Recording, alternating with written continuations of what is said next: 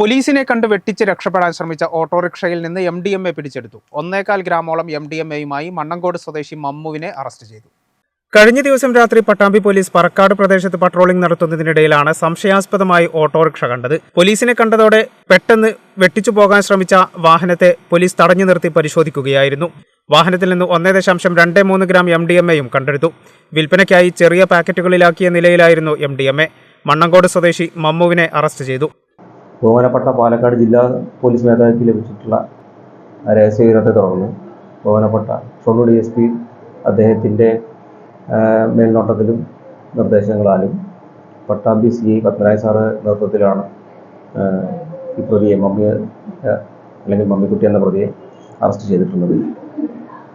ഈ MDMAയുടെ ഉറവിടവും എവിടെ നിന്ന് കിട്ടിയെന്നുള്ള കാര്യങ്ങളൊക്കെ തന്നെ വരും ദിവസങ്ങളിൽ പട്ടാമ്പി പോലീസ് അന്വേഷിക്കും. കൊപ്പം പ്രദേശം കേന്ദ്രീകരിച്ചാണ് മമ്മു ലഹരി വിൽപ്പന നടത്തുന്നത്. പട്ടാമ്പി കോടതിയിൽ ഹാജരാക്കിയ പ്രതിയെ റിമാൻഡ് ചെയ്തു. കേരള വിഷൻ, പട്ടാമ്പി.